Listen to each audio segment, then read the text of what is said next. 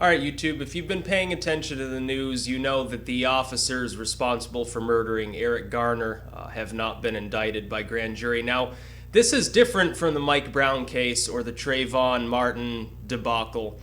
In the former cases, you have ambiguity as to who initiated violence. In the case of Eric Garner, we know who initiated the violence. It was the police.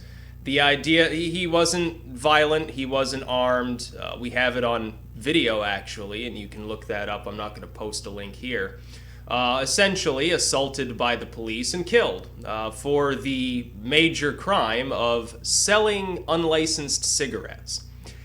Now, I like to think that most people are rational enough to believe that selling cigarettes on the side and not being licensed to do so shouldn't be a capital punishment sort of crime, that people shouldn't be sentenced to death for selling, a pack of cigarettes that they hand rolled using one of those, machines with a little crank on them.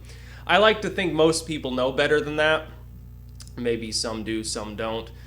This is a clearly different case than something like the Mike Brown case, because in that case, the grand jury looked at the evidence, found essentially that, Darren Wilson very likely acted in defense of himself and was attacked. But Eric Garner didn't attack anybody. He was confronted, and I guess the NYPD, in all of its totalitarian glory, decided that wondering why you're being dragged off to jail for selling a pack of cigarettes is somehow something that someone should be arrested for. Now, in my view, it's a victimless crime. It's the result of New York City-style totalitarian regulation. It shouldn't even be a crime in any sense. If it is, why wouldn't this be the sort of thing they would issue a ticket for? This is more along the lines of you're double parked, or or you spit on the pavement in the wrong location, or you broke some very minor infraction. That ultimately it's not going to lead to societal breakdown. It makes more sense to fine somebody for something like that, if you even maintain that as an actual crime. It should be a slap on the wrist punishment. Going after tobacco in the almost neo-prohibition style that they are anyway is just going to lead to problems. It's going to cause a rise in smoking because you're going to take it from something that's generally considered nasty and it's not good for you, it's a bad idea, and it's largely seen as a weakness. You're going to take that and make it into something cool and rebellious like it used to be in the good old days when everybody smoked. We've seen this. We saw it with alcohol. We've seen it with all sorts of illegal substances. And we see a drop in the usage rates almost universally when these things stop being seen as major crimes and start being put where they belong, which is somebody can be addicted to them. Somebody can be involved with them, but they're not necessarily addicted. They're just goofing off or whatever, smoking a joint or whatever. And then you see usage rates drop because people who are addicted seek treatment for that because they're an addict. They're not a criminal. They're not, if they are involved with other crime, it's because they're addicted. It has nothing to do with they're just a bad person. So I see the law here as the central point. The law itself that allowed them to attempt to arrest somebody for the grave sin of selling a few unlicensed cigarettes is itself a broken, unenforceable, largely useless law. The reason why they're doing this, of course, is because they passed these overwhelming taxes on cigarettes to drain more money off of the smokers that live in New York City. Because, when it takes 2 hours to cross a fucking city, who's going to spend that much time? Unless they're buying cartons and cartons of cigarettes outside of New York City's limits. It's not cost effective for them to wait in traffic for 2 hours burning gasoline to obtain their smokes. Essentially, they'd be like, mail ordering Indian cigarettes or something like that if they want to save money that way. No, he shouldn't have been even arrested for something like this. It doesn't make any sense. And the idea that the idea that resisting arrest should result in you being summarily executed by an officer who's using a technique that's not even widely accepted in law enforcement anyway doesn't make a lot of sense either. This is a cut and dry case, and the grand jury, I think, here was regrettably wrong, unlike in the Darren Wilson case where you can't fault them for finding no wrongdoing. Clearly, this was a case of criminal negligence. They killed him. And he wasn't attacking them. He wasn't a threat to anybody around him. He wasn't waving a knife around. He didn't have a gun. He wasn't saying fuck the pigs and running up and down the streets, breaking windows or anything. He was simply guilty of the apparently major crime of distributing something that is legal for adults to consume without having a license to do so. I don't think that this should have happened the way that it happened, and I see this as a symptom of something more grave, which is simply we've got a creeping police state in the United States.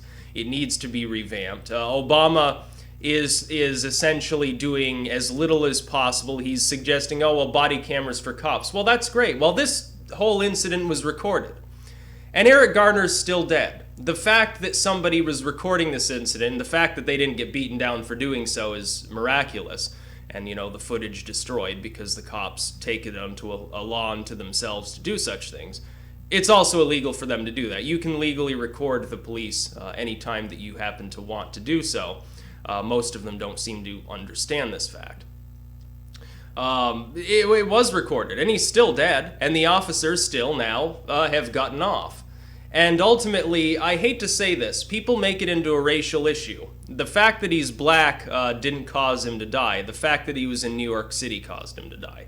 Because the NYPD is a lot like the LAPD. It's like during the Dorner fiasco a few years ago, when Eric Garner decided to go crazy and start killing police officers. The LAPD and other police outfits were patrolling the streets en masse, and they fired on several vehicles with white occupants, by the way, and Dorner happened to be a black individual, which was funny. And they shot these people. One woman ended up partially paralyzed, never got the full payout. They were supposed to pay 2 installments of, I think, 40 grand, and they only paid 1, and then said, we're not paying the other one. No news on that yet. There was a dude in a pickup his pickup got shot to bits. He did nothing wrong. He wasn't guilty of any crime. He wasn't a suspect in any crime. And they just opened fire randomly on this vehicle. To the point where you've got all of this negligence going on in this country among the police. And everybody keeps blaming, it's white man's fault, it's black man's fault, it's some racial group's fault. No, it's the fault of the boys in blue. The only race here are blue people, essentially. Because a lot of these individuals simply believe that they are a law unto themselves. They can do whatever they want. They're not really beholden to any sort of regulation. And the problem is, largely when investigations into police wrongdoing are conducted, they're conducted by the same police force, which makes no sense. It's like asking the fox to determine who devoured the hens. It doesn't make any sense whatsoever. There should be a different prosecutorial system involved in this. And the fact that this grand jury found that there was no criminal wrongdoing there, my goodness, they must not have seen the video. There was clearly criminal negligence going on. He was killed. He was murdered. And if these had been 2 random civilians that stopped him and said, you're not supposed to sell cigarettes without a license, what you're doing is illegal, and they suddenly pinned him to the ground and started choking him till he fucking asphyxiated and died, they'd be in jail right now. They would be branded as, they would be given second-degree murder charges probably, which is exactly what this is. I'm sorry. Just because a person has a badge on doesn't mean that they can do no wrong. And I think Americans, unfortunately, seem to be going the way of the Europeans. They've gotten so used to this idea that the police have to respond with overwhelming and often violent physical force in every possible scenario. Someone looks at them wrong and they suddenly gain the right to punch their own cell phone that they're recording the cops with right down their throat. People seem to have come to some weird conclusion where they actually think that this is acceptable police behavior, and it's not. Their job, largely, is to protect property, to protect people, and to see that the law is upheld. But in the commission of seeing that the law is upheld, that doesn't mean that they should be randomly gunning people down. I've seen videos of police officers beating people that are wheelchair bound. Well, I'm sorry, but a person who's unarmed and in a wheelchair who doesn't have the use of their legs is most likely not a threat to the police officers. Oh, there's a fox out there. they're not a threat to the people around them. They're physically incapable of being a threat to the officers unless they happen to be wielding like a handgun. And they're not. And they still get beaten. Somebody's already handcuffed and they get beaten. Somebody's got 6 or 7 officers on top of them getting beaten down with nightsticks. And it makes no sense that people actually consider this legitimate police behavior. And the funny thing is, people have it in their mind.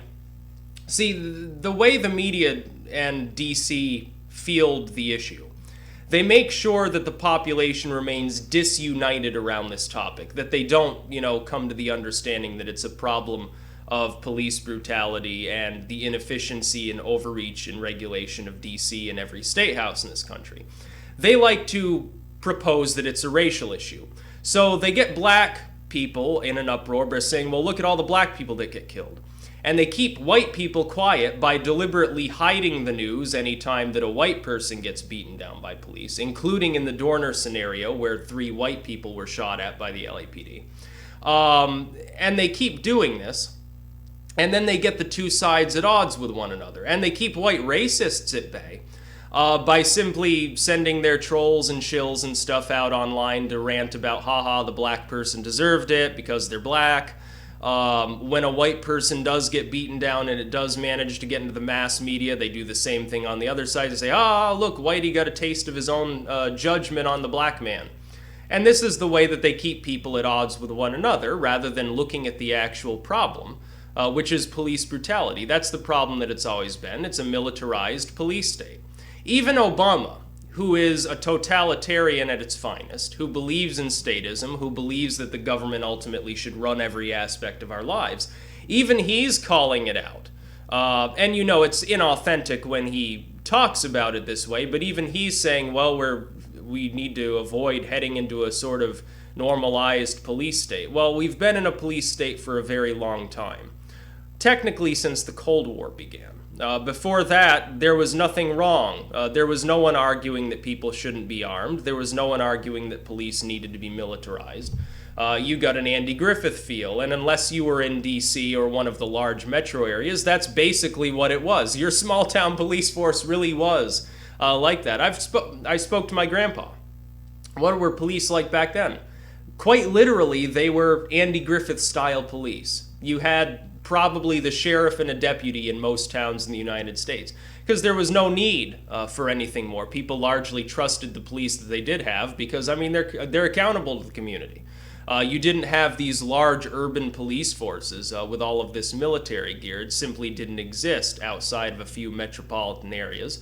And people really didn't need, by the way, the same kind of policing because largely they were armed and they took care of their own squabbles. And magically, the crime rate right now in this now newly well-armed age is about the same as it was back in the nifty 50s almost. If it keeps falling, it'll eventually hit that level. So maybe we're repairing the problem on our own. But no, we don't need militarized police. And I think people need to get past this notion that this is all about race.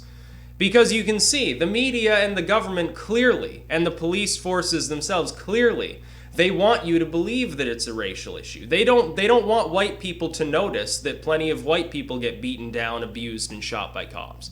They certainly don't want them to know that all of these cops keep raping women and young girls. They don't want the black community to realize that whites get beaten down. They also don't want the black community to realize that they don't really need to put up with this and that they can put pressure on their local governments to stop it. And they definitely don't want any outside reviews of police officers because then most of the time they will be found guilty and they will have been found to have committed a crime and they themselves will get thrown in jail. But you got to understand, the police in this country largely become a corporation. They're even backed by lobbies. They are a corporation, essentially. It's a corporation of individuals that wear a suit and a badge and often, a grenade launcher and combat gear. And they get paid, essentially, to cause people to undergo civil asset forfeiture and to make sure they enter the legal system, which is essentially a form of slave labor at this point in this country with our privatized jail systems.